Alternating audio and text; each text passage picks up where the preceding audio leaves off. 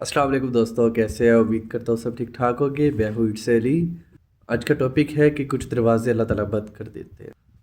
کچھ دروازے اور کچھ راہیں جب اللہ تعالیٰ بند کر دیتے ہیں نا، تو ہمیں ایسا لگتا ہے کہ وہ ہمیں سزا دے رہا ہے، کہ اللہ تعالیٰ ہمیں سزا دے رہے ہیں، ہماری دعائیں نہیں سن رہے، جو ہمیں چاہیے وہ نہیں سمجھ رہے، نہیں سمجھ رہے اللہ تعالیٰ کہ کیا ہمیں چاہیے۔ لیکن کچھ راستے ہماری ہی بہتری کے لیے بند کیے جاتے ہیں، کیونکہ آگے جا کر ہمیں ان سے زیادہ تکلیف ملتی ہے۔ یہ سزا نہیں ہے بلکہ یہ تو اللہ کی محبت ہے۔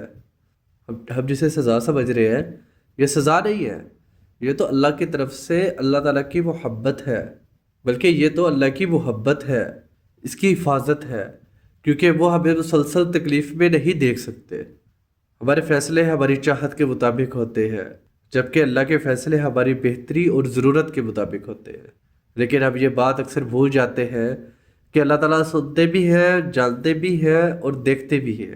اللہ تعالیٰ ہر بات کا علم رکھتے ہیں۔ اللہ کو انسان تو بس ایک کچا منصوبہ ساز لگتا ہے۔ اکثر ہم سوچتے ہیں کہ یار یہ چیز چھین لی اللہ تعالیٰ نے، یہ چھین لیا، یہ کر لیا، وہ کر لیا، لیکن ہم یہ نہیں سمجھتے کہ اس میں ہی ہماری بہتری ہے، کیونکہ اللہ تعالیٰ انسان سے 70 ماؤں سے زیادہ محبت کرتے ہیں۔ وہ کبھی بھی ایسا کوئی فیصلہ نہیں کر سکتے جو ہمارے حق میں بہتر نہ ہو۔ جو ہمارے حق میں بہتر ہوتا ہے اللہ تعالیٰ ہمیشہ ہمارے لیے وہی فیصلہ کرتے ہیں۔